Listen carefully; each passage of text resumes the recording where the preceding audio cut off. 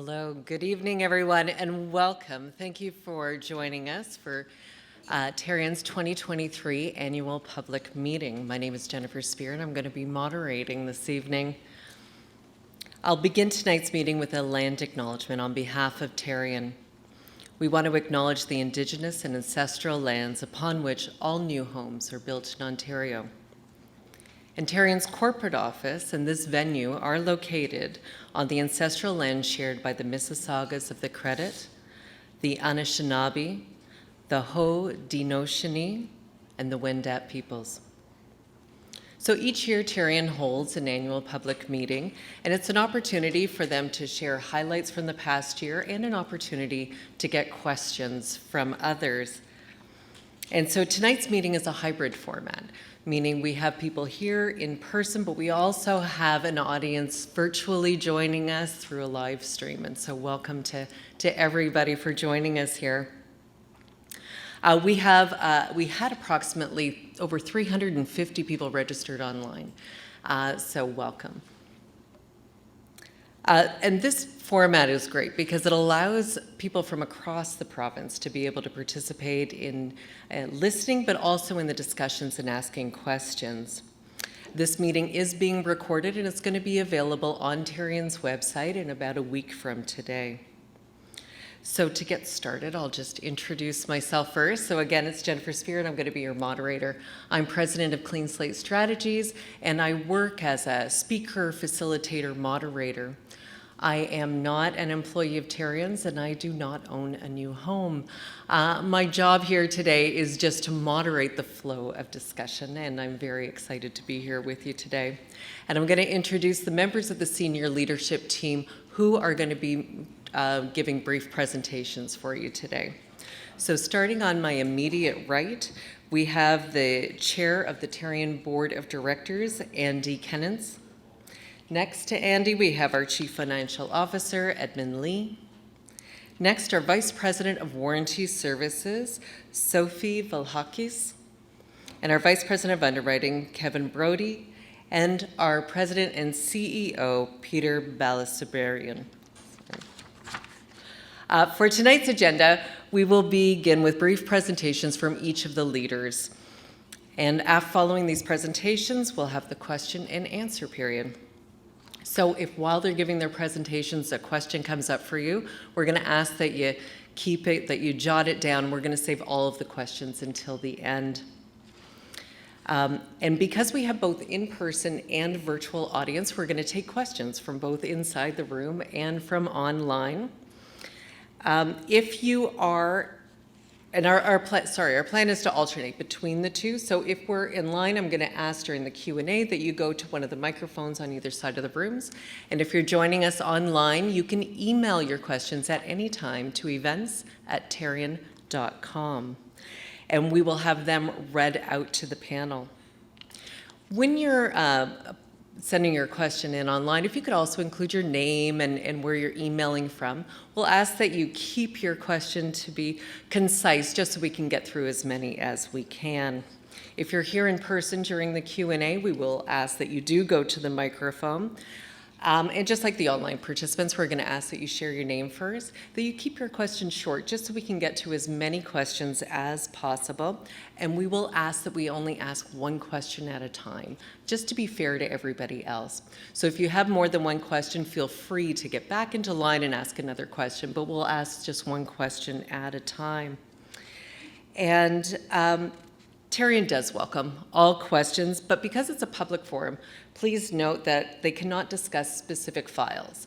So it's got to be more of a general question. So if you have a question that's specific to your home or a particular issue that you're going through, we do have the Tarion Warranty Services staff that are here. They'll just be outside the door. You can talk to them at any time during the meeting, and they will be here for about 30 minutes after the meeting. You can feel free to talk to them. And online, we do have Tarion Warranty Services staff available as well who can answer your emails online. So the formal Q&A is going to start right after the presentations, and then the entire meeting will be over at 8:30, after which time we will have the panel, the staff, the warranty staff available to talk to people for an additional 30 minutes after that.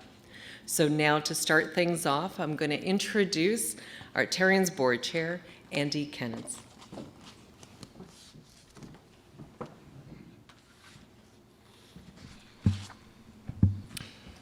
Thank you, Jennifer. I'd like to begin by thanking all of you for joining us, those here in person and those online. This is my first annual public meeting as board chair, a role I assumed in April of this year from our previous board chair, Harry Panday. I'd like to just take a moment to thank Harry for his leadership and dedication to Tarion's mission during his tenure.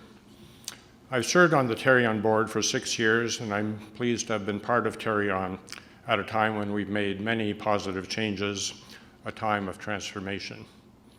Tonight, I'll focus my remarks on the board's role and cover some highlights from the past year.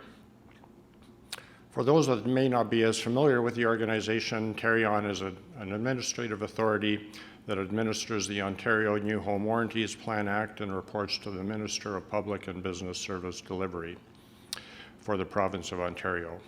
We're part of a broader network of provincial organizations that play various roles related to regulations, standards, and policies that impact home buyers, new home builders and vendors, and others in the new home building space in Ontario. Tarion's Board of Directors is responsible for the oversight of the organization, including promoting sound governance practices and taking a leading role in setting strategic direction of the organization in areas ranging from consumer protection to warranty administration and financial stewardship. Over the past 3 years, Tarion's board has undergone changes in its composition and structure with the goal of enhancing its governance framework and bringing in a wide variety of skills and competencies. The board is comprised of 12 members, 4 appointed by the ministry, 4 members at large, and 4 with industry experience. Through their diverse skill sets and experience, the role of each board member and the board collectively is to support Tarion's mandate of consumer protection. Recently, we added 3 new board members to fill vacancies: Carol Jardine, Maria Caveras, and Fiona Coughlin. Our remaining board members are Marnie Dicker, RJ Falcone, John McIntyre, Amanda Walton, Mark Salmons, Toby Stoley, and David Tabucci. The bios of each of our board members are available on Tarion's website. We have about half of our board here in person and others joining us virtually. I'm proud of the capable board we have, with substantial skill and experience in each of the categories of board members. Experience we have on the board includes building homes in a not-for-profit organization, cybersecurity expertise, dispute resolution experience, a former insurance company president, the head of customer service at a large builder known for excellent customer service, just to name a few. Within governance at Tarion, we also have non-board members who provide valuable insights and advice into existing proposed policies and other changes that might impact home buyers or industry. These 2 advisory councils, the Consumer Advisory Council and the Industry Advisory Council, meet regularly and they report to the stakeholder committee of the board. The board values the input that we get from these councils, and we've benefited from their perspectives on policy consultations, technology innovations, and other issues. The members of these committees can be found in our annual report, as well as their activities during the year. Another key part of Tarion's governance is the Office of the New Home Ombuds. The mandate of the New Home Ombuds Office is to independently investigate complaints about Tarion's conduct from homeowners and to act as a source of information to help homeowners get assistance from Tarion. The New Home Ombuds has its own terms of reference, policy structure, and performance management with no reporting connection to Tarion's management. The New Home Ombuds reports directly to the Tarion board and provides recommendations regarding case-specific or systemic issues that they identify and monitors implementation. Each year, the New Home Ombuds publishes their annual report that details their findings and recommendations. This report is available at newhomeombuds.ca. Jill Moriarty, the current New Home Ombudsperson, is with us tonight. She's not part of the regular proceedings, but if you wish to speak to Jill, she'll be available at the end of the meeting. Jill will be retiring this year, and we've started the search for her replacement. The board would like to thank Jill for her years of service to homeowners. As I mentioned at the outset, Tarion has been on a transformational journey. In 2022, we rolled out our new vision, mission, and values, and the board approved a 3-year business plan to equip the organization to deal with the evolving needs of our stakeholders and the changing housing landscape in the province. Housing supply continues to be an issue in Ontario. With the passage of Bill 23, the More Homes Built Faster Act 2022, the province has set the stage for the construction of 1.5 million homes by 2031. These homes will all come with the comprehensive warranty that we administer, and I'm proud to say that we are continuing to make enhancements to that warranty to better protect consumers. And while coverage is important, so is the customer service that supports it. This is why the board has prioritized investment in new technologies, training, and resources to enhance Tarion's capability and capacity to work with homeowners and builders to respond to, manage, and resolve warranty claims. I'm proud to be part of an organization dedicated to helping Ontarians have peace of mind that when they buy a new home, and look forward to delivering on our provincial mandate over the coming years. Thank you again for taking time to join us this evening.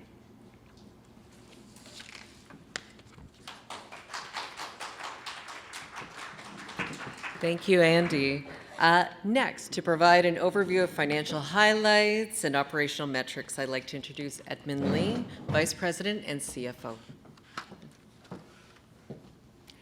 Good evening, everyone, and thank you for attending in person, and thank you for those logging in.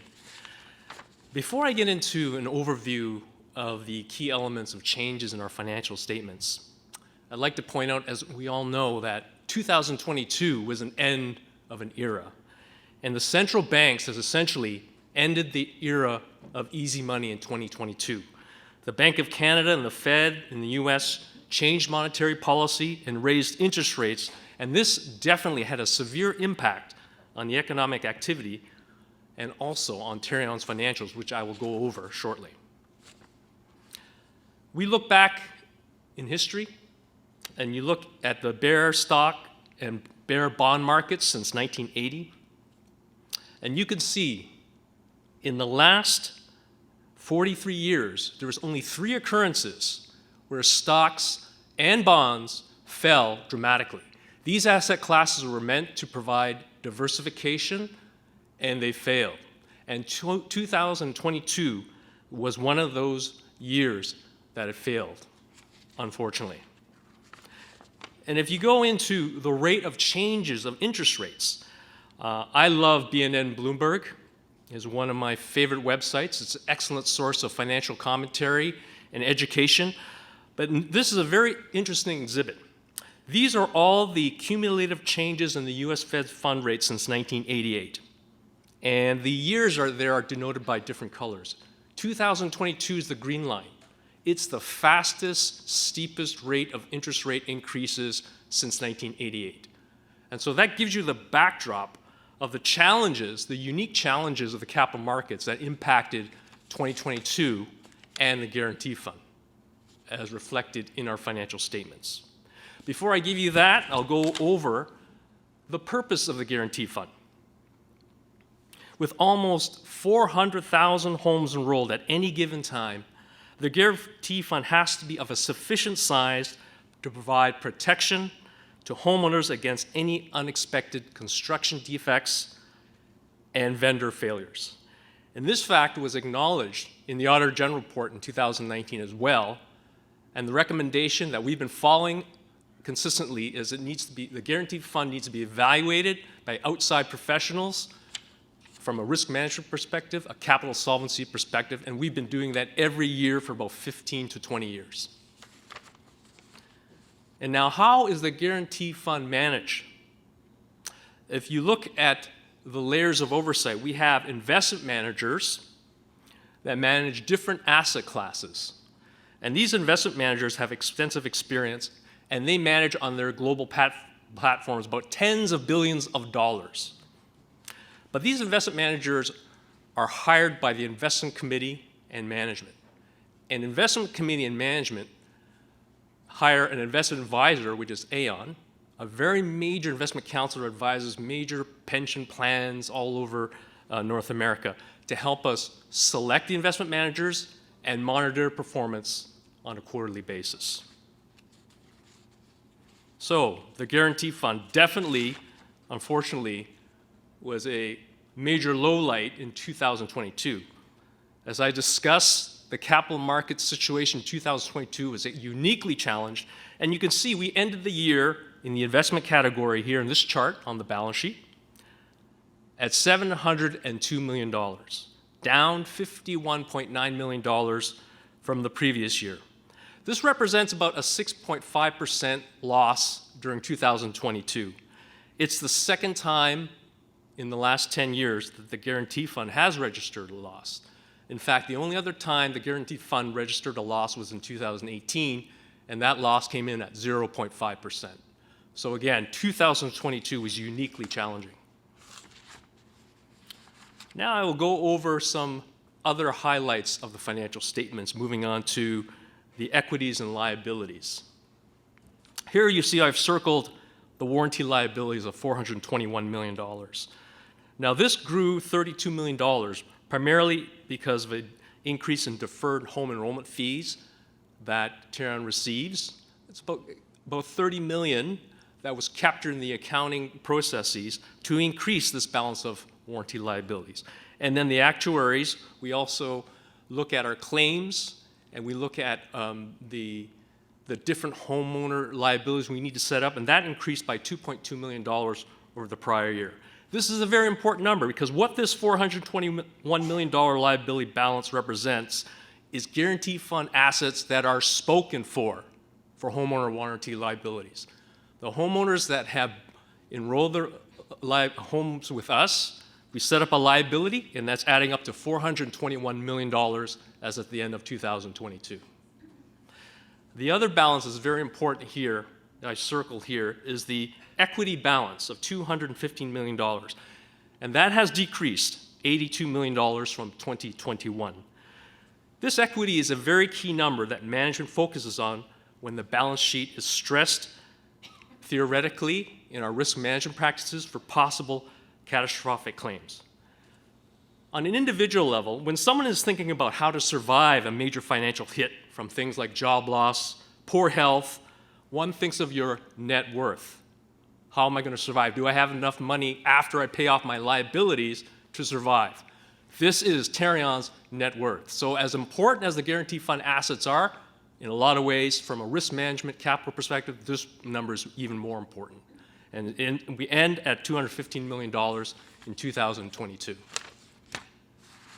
Now going over to the statement of cash flows, Tarion received $92.3 million in home enrollment fees. The industry was very robust. Enrollment volumes came in at 73,000, and high-rise condo enrollments increased 28% from the prior year. And during this year, you'll see the other number I circled there was claims payments of $36.4 million. These are warranty claims that the guarantee fund paid out to homeowners to resolve their claims. And this represents a 60% increase from 2021. And when you compare this number to the 3-year average of 2019 to 2021, this represents a 70% increase. So in spite of the challenges in the capital markets, the guarantee fund had sufficient liquidity to backstop these homeowner warranty claims. And then finally, in terms of the financial statements, I'll move on to some expense detail. I've circled that the net claims incurred of $23.25 million was actually a decrease of $12.7 million. And we had lower actual reserves that brought this number down. And we also had a stronger recovery rate from our vendor billers of 40% during the year. The next number, salaries and benefits of $35.7 million, reflects enhanced customer service delivery experience, especially for the requirement to get through the COVID-19 backlog. So that number increased 10% from the prior year. Our general administration number came in at $24.8 million, and that represents a $7.9 million increase. And in there, Tarion began this year during 2022, we did a lot of investments in our information systems for cybersecurity improvements, risk-based inspections, and we also made significant investment in new accounting standards that are coming out for insurance contracts, known as IFRS 17. And finally, in depreciation and amortization came in at $6.4 million, an increase of $2.3 million over the prior year. And this was driven by more depreciation of the new connectivity projects for our homeowners that went live in 22, and we started depreciating them. And also, there was amounts for 7th floor leasehold improvements. What Tarion has done for the long run to be efficient in the hybrid remote environment is optimize the amount of floor space we have going forward. In my final slide, I'll just conclude that the Guarantee Fund is critical for the protection of homeowners. Management and the board uses a risk management lens when we determine the appropriate size of the Guarantee Fund. And what we always have in the back of our mind is real historical events that have happened in Canada. In BC in the 90s, the leaky condo crisis cost the BC government $700 million. In 2010, Quebec's pyrite concrete catastrophic claim crisis has cost that province $100 million and counting. The lawsuits are not finished yet in Quebec. So when we think of these catastrophic claims, we stress test our balance sheet. And at the end of the tests with our appointed actuaries, is the Guarantee Fund sufficient? So the board and management every year are always evaluating our capital management, investment strategies, reinsurance strategies to make sure the health of the Guarantee Fund is going to be there to help backstop homeowner claims. Thank you.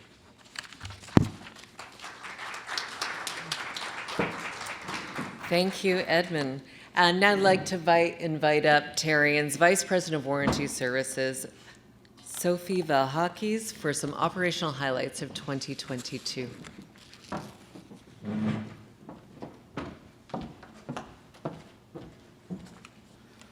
Thank you, Jennifer. It's my pleasure this evening to present a brief overview of our warranty services activities for the past year. In 2022, we had 53,704 new home possessions and received 20,107 30-day forms from these new homeowners. This accounts for almost half of all the warranty forms that we receive in an average year from new homeowners who are at various points in their life cycle of their warranties. This means that at any given time, we have thousands of homeowners going through the warranty claims process. Most of the issues raised by homeowners with their builders are successfully dealt with by the builder working with the homeowner to resolve them.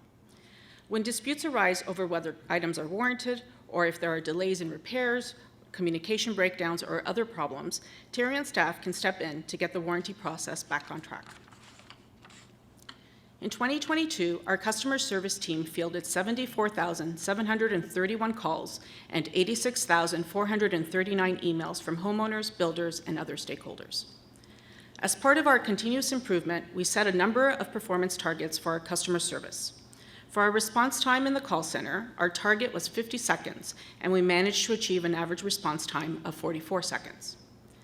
In 2022, there were 3,131 homes that underwent inspections. Our target for the number of days between an inspection and the issuance of an assessment report was 11 days, and we averaged 14 days. So we still have a bit of work to do on speeding up that process. Another way that we measure our customer service performance is through third-party surveys. We offer both homeowners and builders the opportunity to provide feedback after calls with the call center and after conciliation inspections with our warranty services team. 98% of our calls to our call center come from homeowners, with the remainder being predominantly builders. At the end of 2022, our average rating for calls was 90.9%. For conciliation inspections, we faced a significant backlog at the beginning of the year due to COVID-19. After bringing in additional staff and other resources, we were able to reduce this backlog. Our survey results showed an overall rating of 87.3%, which indicates that our contingency plans had a positive impact. Over the past year, we continue to implement improvements to help homeowners and builders work through the claims process and overcome any communication obstacles and disputes that come up along the way. One of these improvements was the establishment of the Early Resolution Team, whose purpose is to intervene early when communication or relationship issues arise between a builder and homeowner. In 2022, Tarion held 505 early intervention meetings, in person, on conference call, or virtually, and was successful in resolving 363 of the disputes, or 72%, meaning that the matters resolved without the homeowner needing to request a conciliation. Another avenue for dispute resolution is mediation. This gives homeowners the option of having an independent third-party mediator help resolve a dispute about a Tarion warranty assessment. The standard fees are paid by Tarion, and what is discussed at the mediation is kept confidential according to the requirements of the provincial legislation. In 2022, 97 mediations were offered to homeowners and 66 agreed to the process. 50 were completed in 2022, with the balance to be done in 2023. As you can see from this diagram, the majority of warranty claims are resolved either by the builder without intervention by Tarion or through the regular claims process and our alternative dispute resolution channels. Recently, Tarion announced further enhancements to the warranty process, which will reduce pressure on homeowners, remove obstacles like restrictive timelines to add and submit items, and expand the opportunity for homeowners to request assistance from Tarion. The changes are the result of several rounds of public consultation and aim to resolve some of the biggest issues we heard from consumers and stakeholders.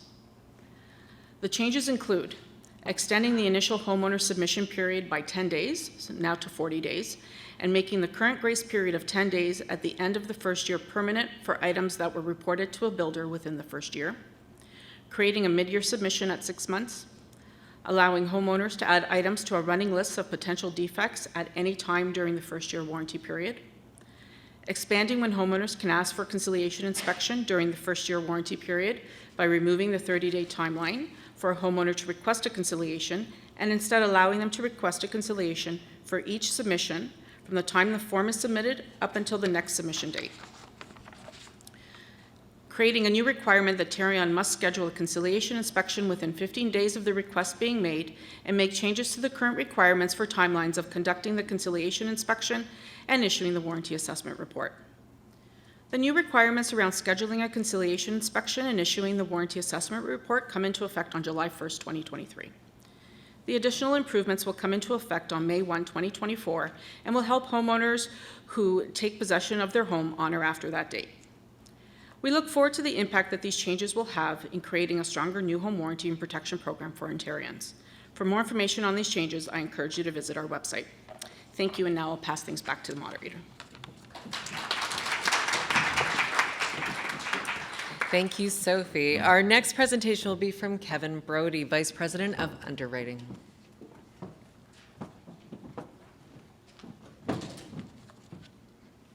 Thank you, Jennifer, and good evening, everybody.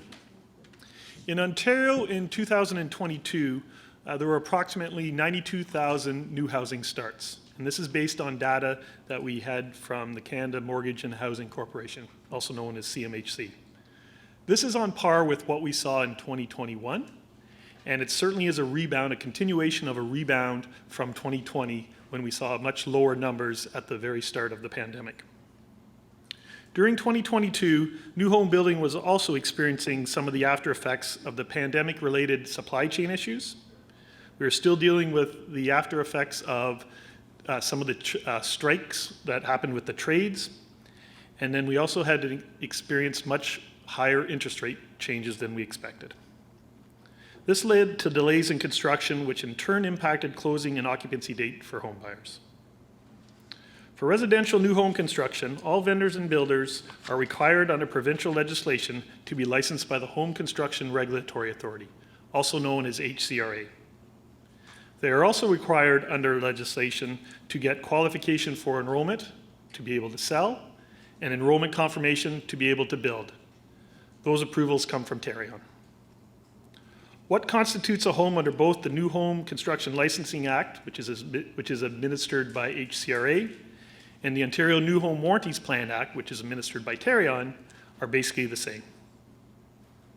Many of the increasingly popular types of homes these days, which would include modular, tiny homes, or laneway homes, are considered eligible for warranty coverage, as long as they meet certain criteria. And what that means is you have to have the permission from Tarion to build and sell, and you also have to have a license from HCRA. The approval process really has two parts. It starts with getting a license from HCRA. Then the builder would come to Tarion and get the qualification for enrollment to be able to sell, and get enrollment confirmation to be able to build. During the application process with Tarion, we will review the planned project, the builder's capacity to complete the project, and will also determine what security may be required to help offset future warranty obligations. As part of this process, Tarion may also impose additional conditions prior to granting that approval to build or sell. In 2022, there was 1,718 qualification enrollment applications, which we confirmed, and that covered 88,500 homes. Tarion provides education to new and existing vendors and builders regarding the steps in the enrollment process and monitors compliance of the enrollment conditions contained in the Ontario New Home Warranties Plan Act and the accompanying regulations. We share the enrollment information with the HCRA, and they include this information on the Ontario Building Directory. This allows home buyers to look up a home that they might be interested in buying to see if it's enrolled with the warranty program. Tarion also works closely with the HCRA to assist in investigations of vendors and builders who fail to enroll their homes, which may in turn lead to charges, fines, or the revocation of a vendor or builder's license. Recently, the HCRA announced that it had revoked the license of a builder who had failed to enroll several homes. While Tarion plays an important role in backstopping the warranty on new homes, we also help promote best practices in construction that can help home buyers get the well-built home that they were promised.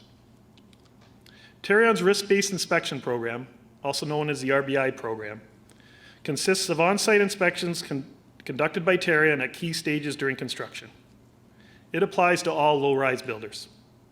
There's a separate inspection program for high-rise condominium builders, and that can be found in our Register Bulletin 19 document.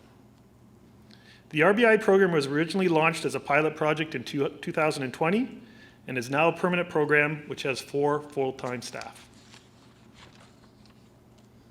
The goal of the program is to work with builders to identify root causes and deficiencies and encourage the improvement of construction practices to reduce the risk of future problems. These inspections do not replace municipal inspections that are required under the Ontario Building Code. Our program includes 2 types of inspections. We have the site and practice inspection, which are proactive inspections of a representative sample of units under construction. For these inspections, we put a priority on new builders and builders with compliance issues or other risk factors. The other program is called targeted construction inspections, and they are more focused and they take place in response to issues that are being reported to Tarion. This risk-based inspection program has had success in identifying practices that might lead to future defects in a finished home. In 2022, our inspectors met with approximately 45 to 50 builders each month, and that resulted in just under 580 inspections that were completed for the new construction projects. Over time, we're seeing new home construction practices evolve with new materials and new processes, as well as new requirements for energy efficiency, sustainability, and ability to withstand more violent weather. To keep pace with changing practices and standards, we will be reviewing and making changes to our construction performance guidelines, which provide guidance on how Tarion makes decisions on whether items are warranted or not. We'll also coordinate to evaluate our risk-based inspection program and make any necessary changes to ensure it promotes best practices for the benefit of both buyers and their builders. Thank you.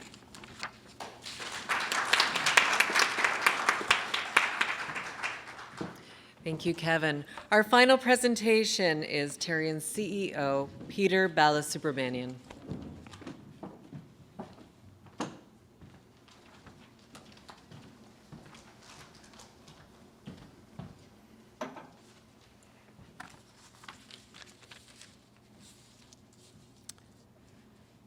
Thank you, Jennifer. And I also, as Andy mentioned in his remarks, I want to thank everyone who's attending today, both in person and online. I think having sessions, open sessions like this, having sessions where we can engage in person are a fundamental part of the delegated authority system. It's a fundamental way that we can engage, we can listen, and we can find ways to improve the program together. So I look forward to the question and answer period that we'll have at the end of the session. And as was already mentioned, I'll be staying along with our staff for some time after the session is over. If you have questions that you'd prefer to ask us one-on-one, or if you have questions about your specific file, we're here to listen, and we're here to work together to make a better program in the province.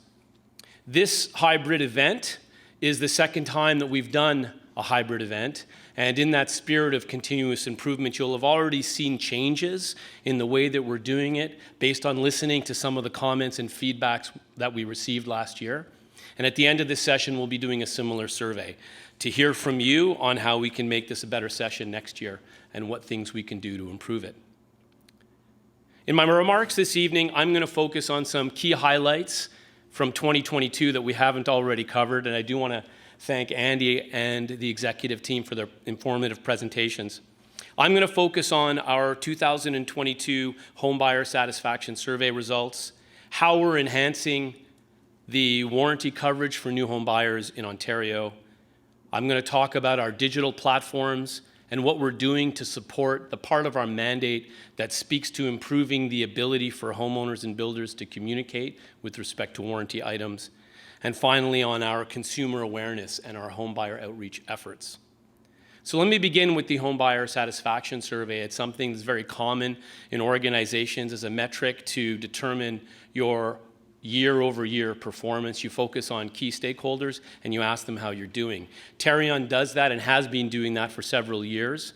We retain an independent third-party organization to survey new home buyers, and in 2022, we received feedback from over 18,000 new home buyers in different moments during their warranty process. And the overall service orientation score from homeowners in their first year of warranty was 87% positive.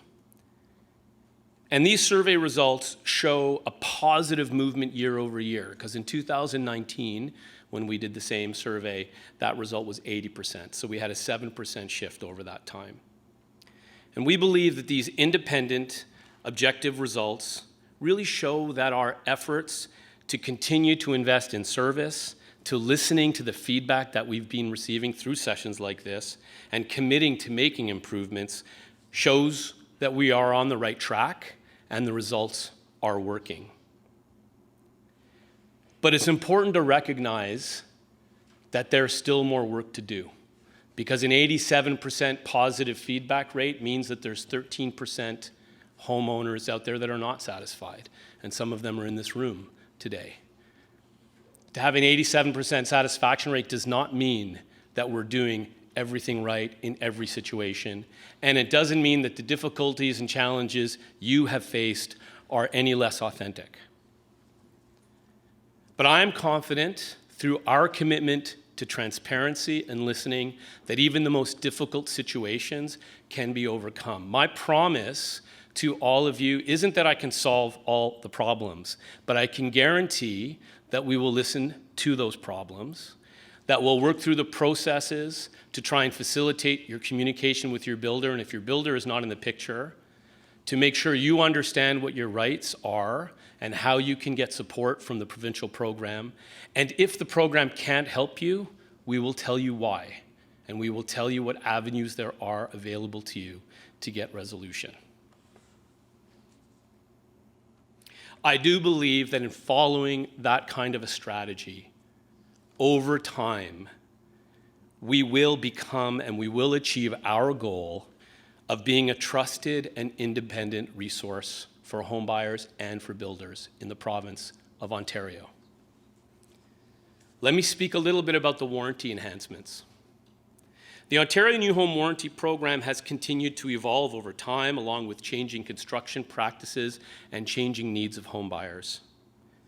Today, when we look at other warranty programs which provide these similar kind of services in other places in Canada, we can see that Ontario leads in many of the areas of protecting consumers. Ontario has the highest level of protection for deposit coverage, for delayed closings, for radon, for mold, and it's among the highest for warranty limits overall. And we've made more consumer-oriented changes over the past 5 years than I've observed in any other province in Canada. And that's by design.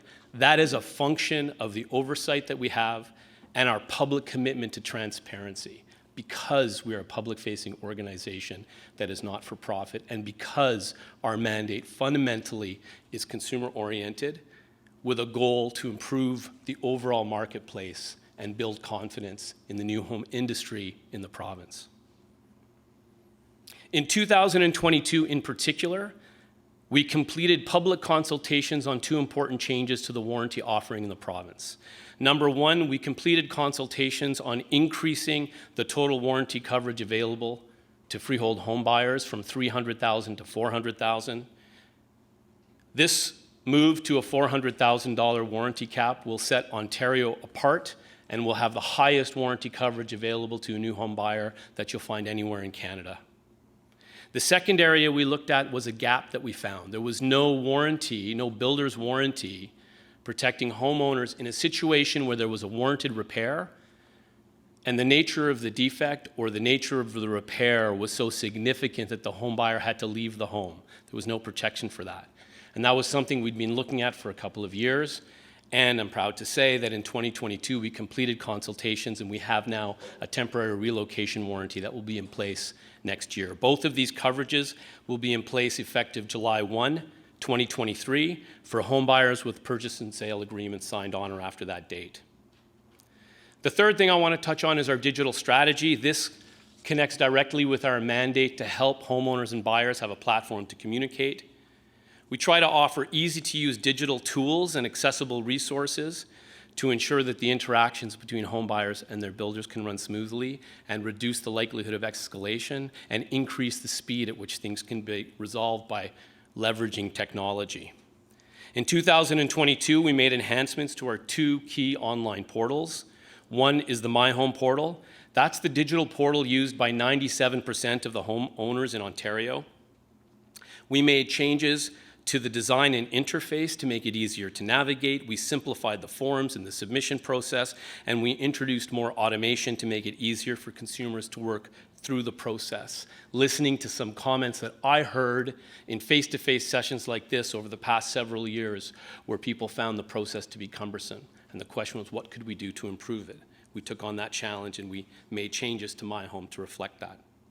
BuilderLink is the digital portal used by 86% of builders to enroll new homes and to manage their warranty obligations. In 2022, we enhanced the functionality of that portal as well, automating some key processes, extending reporting and analytics to registered builders, and offering more self-service capabilities to them so that they could do their jobs more efficiently, produce a better home, and produce better after-sales service and after-sales care to their home buyers. While on the topic of digital tools, it'd be remiss if I didn't also talk about cybersecurity and cyber risk. This continues to be a major challenge for all types of organizations across Canada and, frankly, in the world. In 2022, Tarion, as Edmond mentioned during his presentation, made investments in the area of cyber risk to ensure that the program was protected. We invested in a dedicated security team to manage aspects of cybersecurity. We increased our emphasis on internal staff education, and we regularly conduct simulations to test our protocols using a third-party service which measures our preparedness and identifies areas of concern. Finally, I want to talk about consumer awareness, which is a very important part of Tarion's mandate. This morning, I had an occasion to listen to an audio recording that was provided to by someone who had called into the contact center. They said that they were dealing with their builder and they were frustrated and they were anxious. And they were anxious because they were worried about the process. And the audio file that was forwarded to me was them saying thank you to the Tarion representative who answered their questions, not for solving their problem, but for walking them through the process and making them feel comfortable that there was a process there to be followed.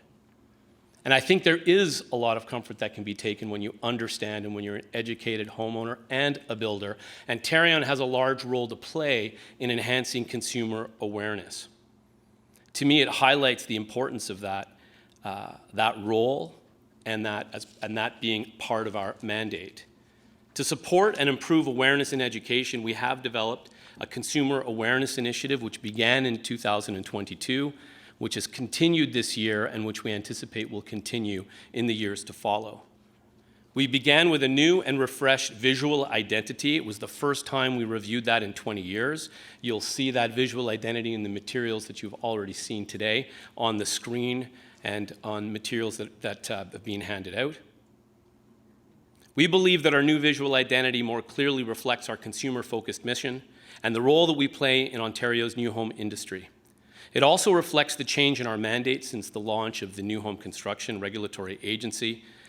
And this new visual identity was developed and validated with input from consumers and other stakeholder groups.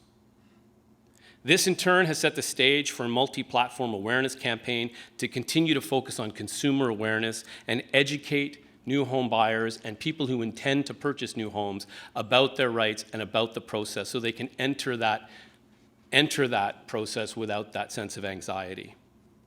The campaign will involve direct outreach to home buyers, a fully revamped website with a specific objective of providing clearer and information and easier navigation systems, new home warranty education materials, editorial and educational content in real estate-focused media outlets, broadcast, and the digital space, as well as our ongoing commitment to sessions like this. We believe that our consumer awareness program will result in a more informed marketplace, an empowered consumer, and a more educated builder. In closing, I am proud of the accomplishments of the organization in 2022. The past few years have posed a unique challenge to everyone in every aspect of their life. The new home building industry did not escape that. And in many ways, the new home building industry, both the people living in homes during COVID lockdowns and the builders struggling to manage supply chain issues, face some of the highest levels of challenge we'd see across any industry. New housing continues to be an important issue for our province, and we look forward to continuing to play our part in supporting the government's goal of protecting consumers and building confidence.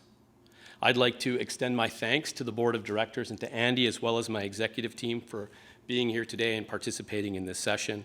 And again, thank you all for being here and being engaged in this process.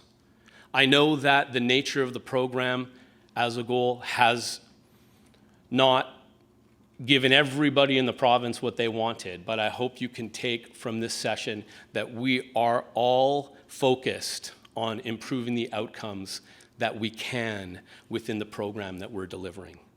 So thank you very much.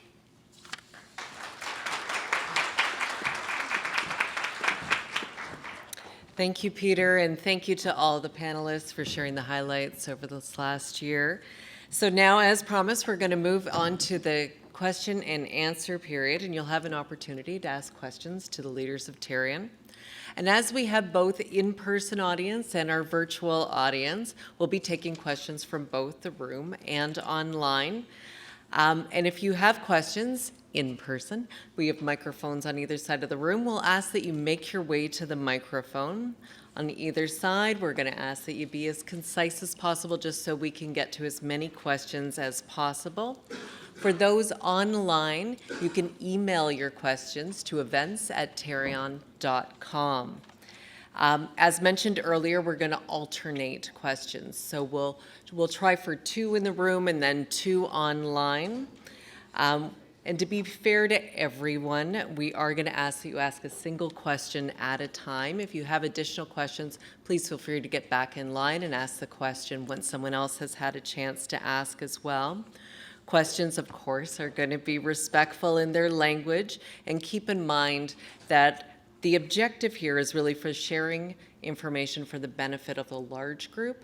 And if you have specific questions on your specific home, please, as a reminder, we have Tarion warranty staff that are available outside and online as well. So if you have some specific questions, they can help you with that. But in the room, we're going to ask that we stick to more general questions. If your question does not get answered, due to time, Tarion will follow up to ensure that they do get answered. Questions that are very specific to a particular home or to you, to a particular issue, they will have the warranty services staff follow up with you directly. Answers that are more general are going to be compiled and will be shared on Tarion's website after today's meeting. And please note that if your question pertains to an issue that is now under the mandate of the Home Construction Regulatory Authority, so for example, licensing of builders, illegal building, builder conduct, Tarion may refer that you speak to the authority on that issue. And finally, as a reminder, we are recording tonight's session, and it will be available on Tarion's YouTube channel about 7 days after today. So with that in mind, we will go to the first question. We'll start in the room, and so we'll go to this. She was there first. Okay, thank you. We will go to this side first then, thank you. If you wouldn't mind just stating your name before you ask your question. Thank you. Good evening. My name is Karen Somerville. I'm the president of Canadians for Properly Built Homes, which is a national nonprofit. And my question is for Mr. Balasubramanian this evening. Mr. Balasubramanian, the last time we saw each other in person was in January 2020 when I attended a meeting with you at Tarion's corporate office in Toronto at the request of the late Daniel Emery. Daniel and his spouse were meeting with you to beg for some sort of compensation from Tarion after an 8 to 9 year struggle with Tarion. Mr. Emery told you in that meeting that he was dying from cancer. My question for you is as follows. Did you send a letter to Mr. Emery the next month, February 2020, that advised him, among other things, that to get a settlement from Tarion, he would need to agree to keep the settlement confidential, and he would need to provide Tarion with a release from claims against Tarion, i.e. a promise that he would not sue Tarion, and as well that Tarion would like to, quote, use his story as an internal training and discussion piece to help Tarion staff be aware of challenges that can arise with mold cases. That's my question. I remember that very well. I had just become the CEO of the organization. It was one of the first files where you and your organization were advocating on behalf of a home buyer. My recollection is that it was a really challenging situation because the individual in that case did not have a legal claim under the warranty program because they no longer owned the home. It was I believe it was over a decade old. I'm just asking a question, Mr. Balasubramanian. Did you send that letter, yes or no? I don't think this is a court here. I can just answer your question, if I may. My recollection is it was a difficult file. And I remember working with you and working with that individual on a compassionate basis to try and find a solution that was outside of the warranty program because there was no warranty claim. And in the context of that, we were able to come to a solution with that homeowner, and ultimately to resolve that because it wasn't a warranty claim, it was done on a confidential basis, so I think that is correct. Now, I don't remember the date of the letter. I'm sure that you have some of that information of 2020, but I can say generally speaking, yes, I agree with the characterization of that events. Thank you. For the first time ever in your annual report 2022, my name is Barbara Captain, I'm a consumer advocate. For the first time ever, you've had to disclose your legal expenditures.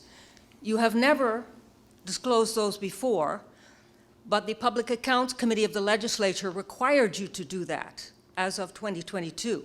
And in your annual report, we see that you spent $4.4 million on legal expenditures in 2022, and the same on the year previous to that. of that 4.4 million, at least 2 million was spent on external legal advice. I would like to ask you what part of that $4.4 million you spend a year on lawyers and legal advice was spent advancing the cause of new home buyers, and what amount of it was spent on advancing the cause of Tarion? Tarion always benefits from advice, legal advice, because you have an internal legal counsel. Look at the money you spend per year. Even in mediation, you say lawyers don't come to mediation, but Tarion always benefits from legal advice at mediation because you have an in-house group. And you say your major stakeholder is the consumer, the home buyer. You say you're a consumer protection organization. I would like to find out how much of that $4.4 million that you spend fighting people like Daniel Emery and others has been spent trying to advance the interests of your major stakeholder, the new home buyer. Thank you. You fight us at the License Appeal Tribunal. You fight us in mediation with legal advice in the background. You fight us in provincial courts. You're using money which we have contributed to the warranty fund because you collect $90 million. You collected $90 million. Yes, I can read an annual report. Last year from new home buyers. So we are essentially funding you to sue us. This is wrong.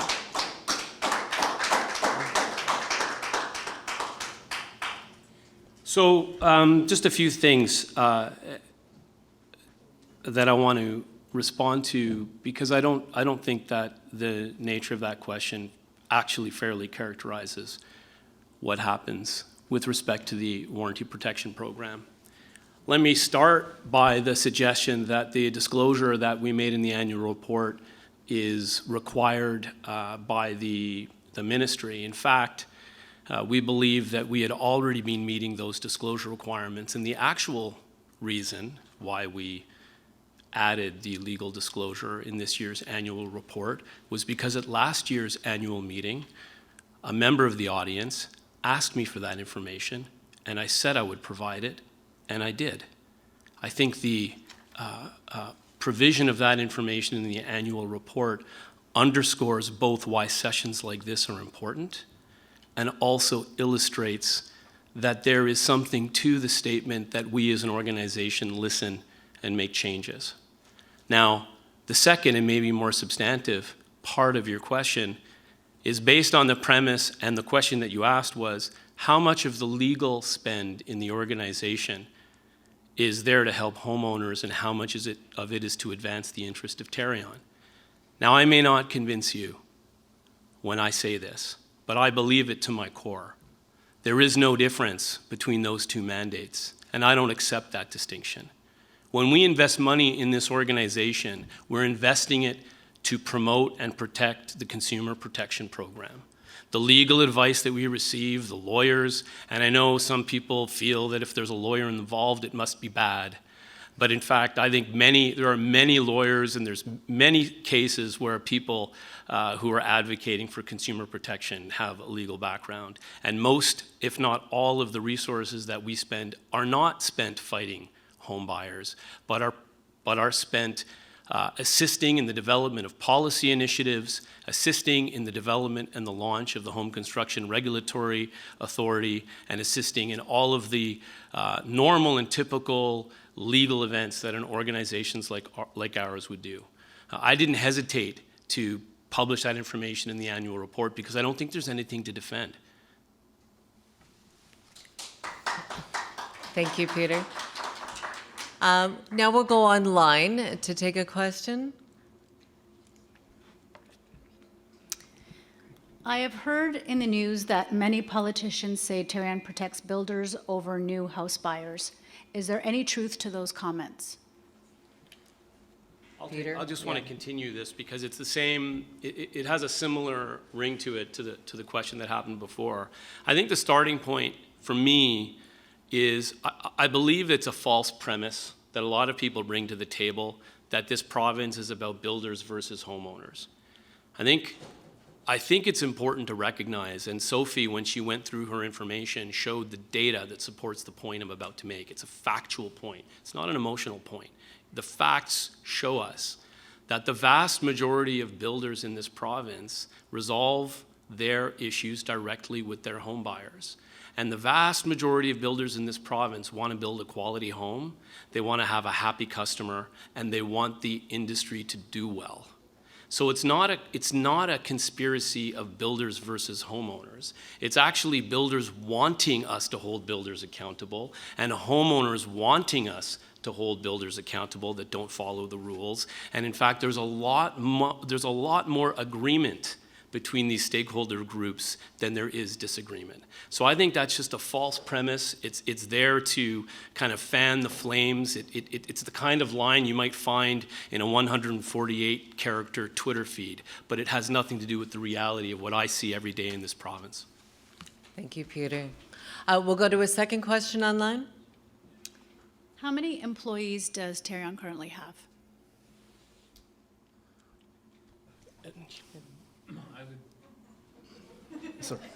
I would say it's around 310, 15 at this point in time. Thank you. Okay, we'll go to this microphone over here, if you wouldn't mind sharing your name before your question. Okay. Hi, I'm Frank McGinnis. I'm a homeowner. I just want an explanation on when there's a warranty claim, a legitimate claim, when does the HCRA get notified, and can you kind of walk me through that process? So, if you understand what I'm trying to get at. I think so. Sophie, do you want to take that, or Peter? Sorry, Mr. McInnes, just to clarify, you're asking if there is an issue with a builder that we discover during a warranty claim, when do we let the HCRA know? Is that the, Right, I don't want to put words in your mouth, I just want to make sure. That's fine. And the builder's not going to fix the issue, and Tarion is actually fixing the issue, so there's a claim against the builder. Okay. Do you Do you want to answer? Yeah. Yeah, so when homeowners go through the process with Tarion, and I think as you're explaining it, it ends up in a conciliation, and there's warranted items, and then maybe it's a chargeable conciliation. That information is going to get sent over automatically to the HCRA. How? Electronically. Okay. And then continuing on with the process, so that's the first part of the process, is when you get to a chargeable conciliation. If there's warranted items and it's a chargeable conciliation, that would go over there. And also, if it goes a step farther and it gets to the claims stage of the process, if claims are paid too, that information would get sent over in a similar way electronically. At what point, when there's a claim situation, sorry for the second question, I broke the rules already, but when there's a claim situation, at what point does that get sent? It's going to get sent as soon as it's completed. So depending on where you are in the claims process, Right. it's going to get sent at that part of the process, meaning, you know, if it's a warranted item with chargeable conciliation, let's say it's a chargeable conciliation, it's going to get sent at that point in time when it's made chargeable. So Sophie's team will send out the CAR, the construction activity report, and it's going to say, let's say it's a chargeable conciliation. So at that point in time, that information is going to get sent over to the HCRA. So it's just that information. Then, if it continues on, so a builder has the right to then repair those warranted items. So they have a repair period. If they don't repair those items and we go to a claim inspection, and one of Sophie's staff goes out there, does the inspection, and let's say those items aren't fixed, and there's a compensation, a cash compensation that would be paid to the homeowner, that would be the next part of the process. And once again, that information would get sent over to HCRA at that time as well. So depending on where you are in the process, the information is still going to get sent, but it's not going to get sent all at the same time, if you're understanding what I'm getting at there. Yeah, I am. I can get into granular details maybe after. I'll talk to Sophie. Yeah, if you have a question on your particular issue, I'm sure Yeah. someone would be able to help you. Thanks Thank you very very much. Excellent. So we'll go to this side of the room, if you wouldn't mind sharing your name first. Hi. Hi everyone, my name is Zubair Khurshid. I work in a construction company. We build custom homes all across GTA. My question is rather simple. I wanted to know the process, if the builder vendor can sell a contract home, and if yes, how, and if not, then can a owner sell a contract home? So a builder can sell a contract home. So for the audience, contract home is an instance where a purchaser or an individual owns the land. So let's say, for example, I own the land, I want to hire a company, and I hire an entity, call it 123 Ontario Inc. That would be considered the vendor builder, and that would be considered a contract home. And so in that case, that entity would have to get registered, would have to have a license with the HCRA, and they'd have to come to Tarion to get their qualification for enrollment and their enrollment confirmation to proceed with that house. So for a contract home, yes, an entity would have to, call it a builder, would have to get registered and would go through that process. Kevin, I would just add that on the other aspect of the question was, can an owner do it? And under the current legislation, if an owner is undertaking the control and management of the entire project, that does not need to be registered. Is that fair? Correct, that's fair. That would be considered a homeowner-built home, assuming that they then live in the home, as opposed to selling it without previously occupying it. Right, but my question was particular, like where the homeowner makes the builder build the home, and the builder is the legal entity with the HCRA, they hold the license. So in that situation, can the homeowner sell it later, or the builder can sell it or not? I think just the detail of that question, it might be better for us to deal with that offline, and we can provide more information about your particular circumstance. Right. Thank you. Okay, thank you. We're going to go to 2 questions online now. From Adriano in Mississauga. Can Tarion homeowner claims be used by builders in civil litigation claims against homeowners? Is there protection or privilege? Can you repeat that? Just Sure. Can Tarion homeowner claims be used by builders in civil litigation claims against homeowners? Is there protection or privilege? I don't know the answer to that question. It may be that they can. I don't know what rules would govern that, unfortunately. That may be something that we can take to our legal department and provide an answer online after the session, unless someone here feels they feel comfortable answering that. Okay. Okay, thank you. We'll go to a second question online. From Len, can you advise as to why I must wait to take possession of a home before Tarion will intervene on blatant warranty issues by a builder? Our journey has been in excess of 2 years to date, and when we inquire with your staff, they advise nothing can be done now. COVID changed timelines. Why can't there be a change to your model and earlier intervention? Thank you. Under our act, the warranty starts on the date of possession. So if the owner hasn't taken possession of their home, there is not any ability for them to file a warranty claim. They actually have to take possession, and that is when the warranty commences. The other part of that, or another comment inside that question, was recognizing that the experience of going through COVID had a real impact on this homeowner, and part of the question was, can we change our process? And I think that's something that I think we have to be open to talk about. The experience of the pandemic was unprecedented, and there are a number of our policies and rules that were created, and no one had any clue what the world would look like in a pandemic. No one could predict the impact that it would have in terms of emergency orders that would prevent an inspection from even happening. It would prevent a municipality from conducting the inspections required for closing. It would impact the homeowner's ability to allow someone inside to do repairs. It would impact the builder's ability to schedule the repairs, and on and on.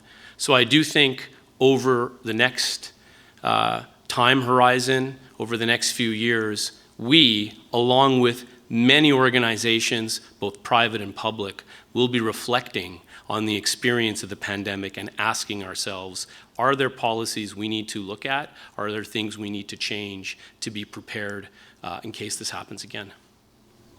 Thank you, Peter. We're going to go to the question on this side of the room, please. Okay, Karen Somerville, and this question is for the Tarion Board Chair. Mr. Kennens, please. Effective February 1st, 2021, Tarion was stripped of its industry regulator responsibility, as you know. This was a significant reduction in responsibilities for Tarion.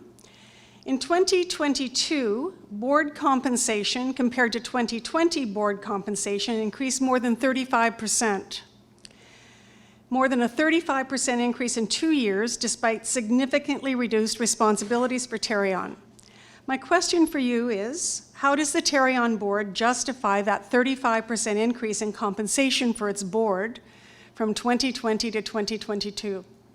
Thank you. Andy? We went through a process in 2021 of benchmarking our board's compensation against similar organizations, public sector organizations, insurance companies that were similar to ours. Board compensation had not changed in 16 years. That study, carried out by third-party experts who have access to this information, showed us that we were far behind where boards like ours would normally be compensated.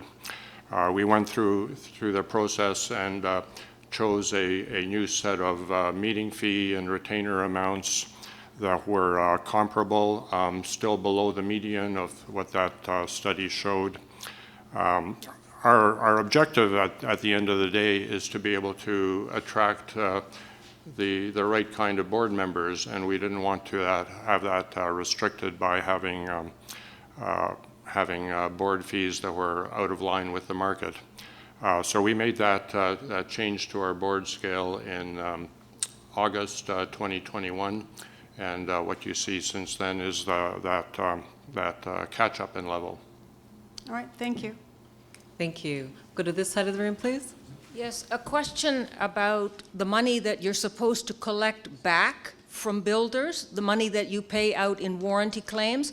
The Auditor General's report stated, page 37, that you're only collecting 30 cents on the dollar back from money you pay out in warranty payments on behalf of builders. And the auditor stated you had to do more to step up those collection efforts and report on them publicly.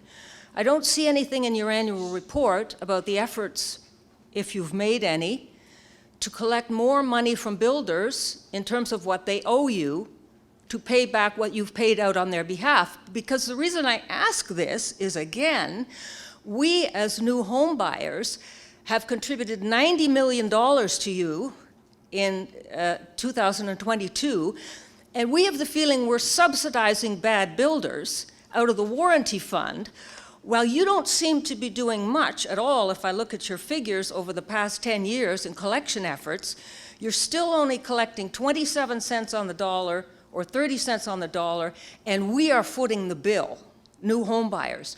We have a housing crisis in Ontario. This begs the question, do we even need Tarion? You know, I think your numbers are showing us your responsibilities have been cut in half. You don't offer a warranty. You seem to get in the way of consumers trying to get their homes fixed. You're not collecting back from builders what they should be paying back to you, for what reason we don't know. Perhaps that's my question. Why aren't you collecting more from builders than 30 cents on the dollar? And what have you done since the Auditor General recommended that you step up your collection efforts? Thank you. Peter?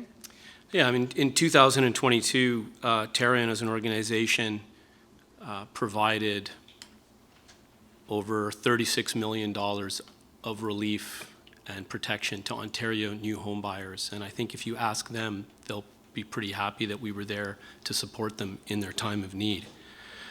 In terms of recovery, the Auditor General did look at the recovery rates, and you're right that at the time that was issued, it was hovering around 27 cents on the dollar, where we would recover that money from the builder where the defect was in place. I'd point out that in 2022, that recovery, the net if you look at the gross claims versus the net claims incurred, that recovery was around 40%. So it actually shows a marked increase, which reflects our increased emphasis on that. But I do want to say two more points. One is that in a lot of cases where Tarion has to pay a claim, remember the nature of the program. The program is there where we work with the homeowner and the builder, and we expect that a builder will provide a quality product, and if they don't, that they'll provide the after-sales service, and if they don't, that they'll meet their warranty obligations and do the repair. If the builder goes insolvent or goes bankrupt and we step in to support the home buyer, it's very difficult to recover. And part of the nature of the business model is to understand that when we pay out, there is a good chance that we won't recover from that builder if that builder loses their license because of their conduct or if that builder goes bankrupt. So in some sense, the name of the game is to focus on ensuring that the claims don't happen in the first place, to really promote quality construction and really promote and ensure that the builder builds a good home in the first place. And I think it's important to recognize that's got to be a large focus of this. But I do think, to answer your question, that we are focusing on recovery, and we do publish it. We publish our recovery rates both on our website and in our financial statements. Thank you, Peter. We're going to go online again for 2 questions. What is the approximate percentage split between legal fees spent in challenging homeowner claims and legal fees spent in recovering claims from builders? I don't have that information available for this session, but that's something that we can look at providing information in a follow-up answer. Okay, and we'll provide that on the website. Excellent. Thank you. We'll go to the second question online, please. Question from Jennifer. I am sending this email now. Sorry. I would like to know where you can find lodging and food for a family of 4 and 2 pets for $150. Yeah, I hear that. This is a reference to the creation of the new warranty and the $150 limit. It's intended as partial recovery. We recognize that in certain situations it may not cover the full cost, and that's something that we need to monitor. The first step is to create the warranty, to fill the gap. The second step is to monitor with real data what happens out there, how does it work in the real world, what the claims are, and we're prepared to revisit those numbers if they're not providing the function or serving the function they were intended to do. Thank you. We'll go to this side of the room, please. If you could state your name and your question, please. My name is Nina Deeb. I am a real estate broker, a full-time realtor since 1996. When I got into the business, you were the only delegated authority, and now there's 14 of you. The question I have is regarding numbers. So we have this very bold mission of 1.5 million homes that we're looking to build. I see that our numbers are going down according to your numbers. On page 11, we actually built 639 less homes. Although on page 60, this still amounted to almost $5 million in revenue for Tarion. So although there were less homes registered, there was almost $5 million more for the not-for-profit corporation Tarion. Then a little further down on the page, we have another contradiction. So now we have 2022 new home possessions restated, 53,704. That's about half what the province of Ontario claims was built last year. They're saying that we had a record number of homes last year built. Both Steve Clark and the Premier are claiming that we built over 100,000 homes last year. CMHC is saying it was 92,000, and Build has another number yet. Whose number should I be believing? Because I'm actually trying to get this 1.5 million homes built. Whose numbers are the right numbers? Is the province's numbers off by half? Are your numbers off by half? Or are homes not being, are they not being enrolled in the home warranty program? That's the question I have. Thank you. There's two components to that question. The first, I'm going to give Edmond a heads up that I'm going to hand it over to him at the end of my answer to the first one. That relates to the earned revenue line in our financial statements, and why you can't draw a line between the enrollments in a specific year and the earned revenue. So Edmond, I'm going to leave you to explain that. But I'll tackle the second one, which is the number of homes discrepancies that you referred to between data provided by CMHC or other organizations.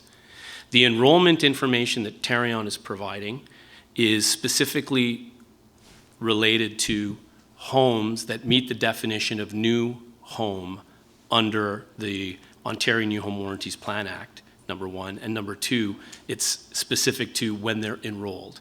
And there's a couple of elements to understand within that. One is a rental unit, for example, which would qualify for when the province talks about new housing for people. They may include purpose-built rental. And that would be an example of housing which wouldn't come into our numbers because you don't enroll a new house. The second thing would be the enrollment occurs before the construction. So if you're looking at CMHC, which may be looking at building permit data, there could be a discrepancy with the enrollment.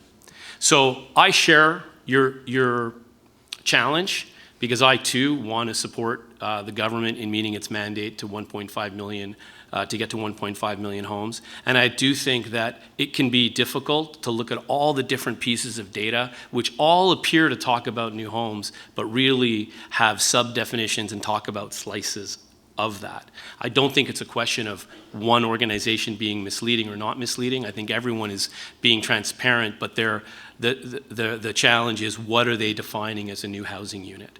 So I do think you can look at our data in our annual report. We provide information both on possessions, how many homes were occupied for which there was a warranty start date, and we also provide the number of enrollments, and we do provide that over time so you can see the trends. And I think you're absolutely right as well, that if you look at the year-over-year enrollments as an indicator of the overall growth of housing, even though it's just a component, the data that we have shows that in 2020, 2021, and 2022, particularly as we're getting over that particular time span, we're not seeing the enrollment levels increase. In fact, we're seeing them decrease.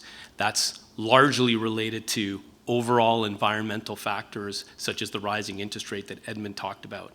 I do think that if we're going to see an uptick in home growth, it's something that's going to take a little while and is going to require a lot of different organizations to come together to help create an environment where you can see an increase at the level that the province is looking for. And Edmond, if you can just talk about the earned revenue versus enrollments. Yes, it's very difficult to look at earned revenue changes and match that to how many enrollments you have. And I'll give you a simple example why. Is because, say if I received $1,000 home enrollment, I have to take that $1,000 and actually spread it over the warranty period based on the historical patterns how my claims emerge. So for a simple example, a freehold, I'll receive $1,000. It's not, keep the numbers simple. I might recognize only 15% in that first year and another 15% in the second year. Because our appointed actuaries say, Tarion, how are your claims emerging? And let's take that enrollment revenue to pay for those claims as they emerge. So that's an example. So when I take a condo enrollment, I might not see claims for 3 years. So I actually receive, say, $500 for a condo enrollment, and for 3 years, that $500 sits as a liability on my balance sheet until year 4, where I might take 10% or 15%.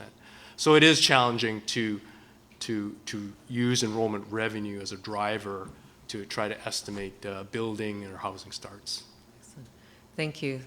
We're going to go to this side of the room, please. If you could state your name before your question. Sure. Alex Patinos, homeowner. Before I ask my question, I have to say, Andy, I was insulted by your answer on compensation. Just because you paid for a study to show that you deserved an increase to then grant to yourself as a board. I'll give you one simple comparison on how grossly overpaid the Tarion board is.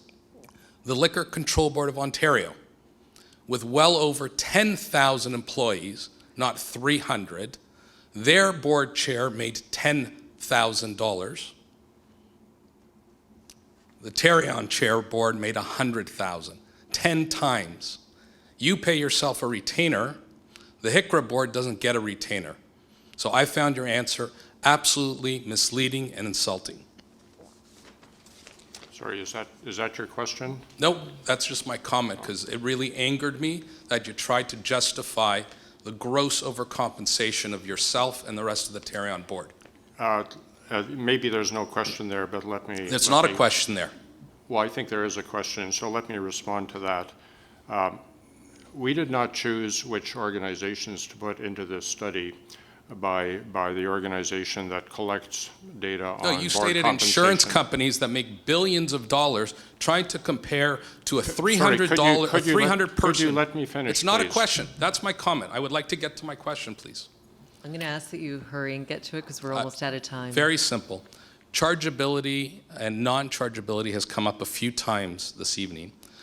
In our home case, it appeared that Tarion colluded with our builder before our inspection to make it non-chargeable. Sophie, you stated 3,131 inspections, yet 23% of them were deemed non-chargeable. It's ridiculous to think that 375 homeowners refused a reasonable settlement, 49 refused a reasonable repair, and 107 would deny someone access to come in and make a repair.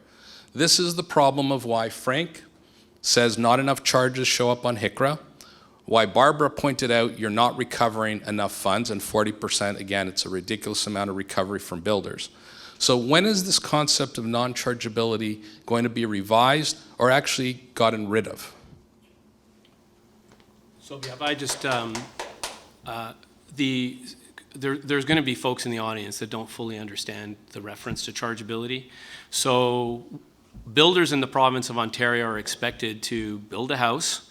If there are issues within the house, because the nature of the business is that houses often aren't perfect when they're delivered, that they're expected to stand up behind their product and make repairs within specific repair timelines.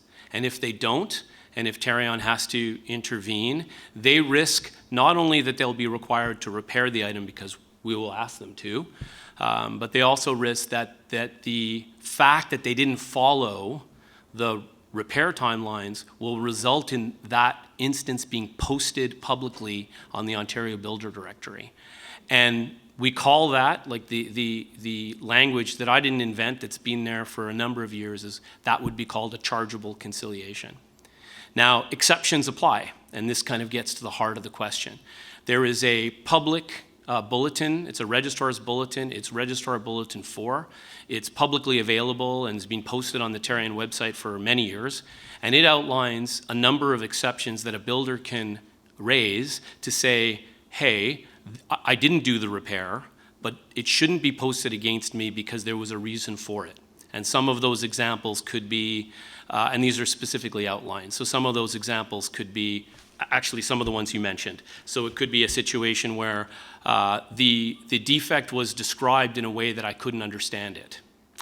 So it was unclear. And if it had been clear, I would have done it in time. Remember, the builder still has to do the work. This is about whether or not it should be held publicly accountable for it. Or a situation where the homeowner didn't provide the builder access. So the builder says, I wanted to do the repair, but I couldn't get access to the home. Now, I think it's important to recognize that in 2022 and in 2021, access, and I know the question was raised, it was like it's impossible to believe that there'd be people who wouldn't let builders in.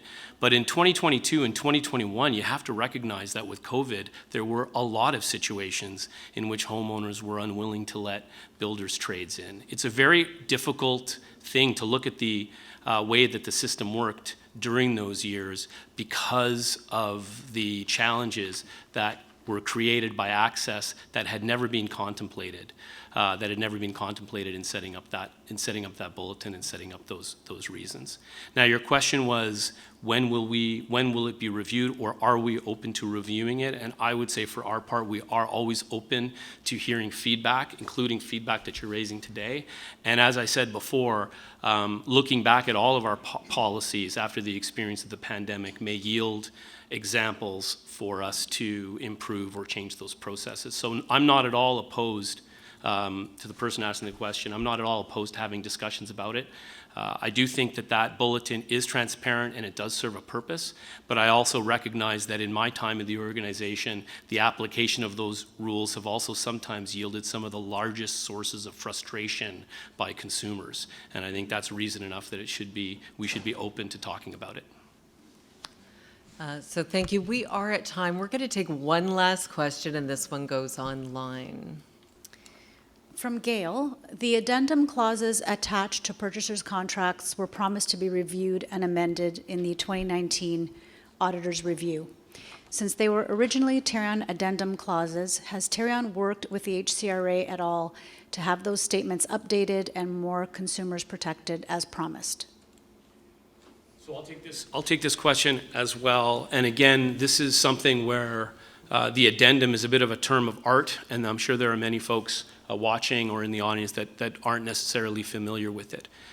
The addendum is a document that was developed originally in the late 80s, early 90s, and it was a document that was supporting the delayed closing warranty that the Ontario New Home Warranty Program had. So it really relates to specifying when a home should be delivered and what might apply, what kind of protections might apply if the home isn't delivered. In the early 2000s, there were a lot of challenges. We're going through a cycle today, too, where we're having challenges around delays. But in the early 2000s, there were a lot of delays. And the ministry actually directed Tarion to look at that protection policy and to find ways to revise and change that policy. And in fact, in 2006, there was an independent committee struck. It was chaired by a former justice of the Supreme Court, actually, and was a cross-functional team that had industry but also consumer representatives on it as well. And they were looking at how can they change that document to protect consumers better. One of the things that they did was they developed this document, and they focused on what was then the problem. It's not the problem today, but what was then the problem. And the problem was that there were no rules governing what builders could put in their contracts, giving them outs, giving them rights to terminate and conditions that they could rely on to terminate the contract. It's something lost in the current dialogue, but I think it's important to remember that the addendum was brought in to create protections where before there were none. So the addendum as a document now, and it was restated in 2007, provides information on how the delayed closing warranty works and imposes obligations on builders to disclose in the contract in a specific place that can be found, disclose if there are going to be any conditions that they're going to rely on to terminate, and make sure that homeowners are aware of it. The addendum contains language that suggests homeowners should obtain legal advice, and it also contains a provision that if there are conditions which builders are now required to disclose, that homeowners have a certain window of time to get legal advice and to look at that, to understand it. Now, since the pandemic, again, this is a good example of documents and policies that were written that then have challenges applying to really difficult situations. We've seen with the interest rate changes, we've seen again another cycle of home buyers facing cancellations and delays, and we've also seen some courts saying that the language in the addendum is difficult for consumers to read and understand. So I think it is a fair comment from the person that's asking the question, whether this is a policy that ultimately needs to be reassessed in light of the pandemic and in light of recognizing the kinds of impacts and delays that can be faced by homeowners and builders. Certainly it's something I would be open to. But I will say that since 2021 and the implementation and passing of the new home construction legislation, the mandate to manage this particular document has shifted away from Tarion. So I focus more on things I can do, and I look at it and I go, to the extent that there is an issue here where consumers are not familiar or have trouble understanding the obligations set out or responsibilities and rights set out in the addendum, that is something that we can help with. We are committed, as I mentioned in my presentation, we are focused on consumer awareness. We're focused on plain language and investing resources to make sure that people understand things like the addendum. I recognize that just explaining it won't solve all of the issues, but I think explaining it and making sure people understand what it's supposed to do can dispel some of the contentiousness around it. And as I said, I do think that that is the kind of document which does need to be revisited in light of the particular and unique circumstances we've all been through because of the pandemic. Thank you, Peter. And I'm sorry, we are at time for the official Q&A. However, Peter and the panel are going to be staying for some more time. We also have the service warranty staff who are here to answer any specific questions that you have. And we are taking the questions online as well. So I do want to thank you for attending Tarion's 2023 annual public meeting. We have to bring this to an end. On behalf of Tarion, I want to thank you all for participating this evening. All of the questions just shows the interest and the passion, and I certainly appreciate it. If you're interested in learning more about Tarion's and activities, you can visit tarion.com, and you can download the 2022 annual report. But please note, if we didn't get to your question tonight, you can either stay and have a discussion with Peter, the panel, or the warranty staff, and they will get to the responses. They will answer your question here. If we're not able to answer your question here, we will endeavor to be able to answer it afterwards. Any specific issue will be dealt with you directly, and any more general question, we will compile all the answers and share it on the Tarion website. And a reminder that this event was recorded, and you can find it on Tarion's YouTube channel within 7 days from this event. So once again, thank you for joining us for the Tarion 2023 Annual Public Meeting. Have a good night.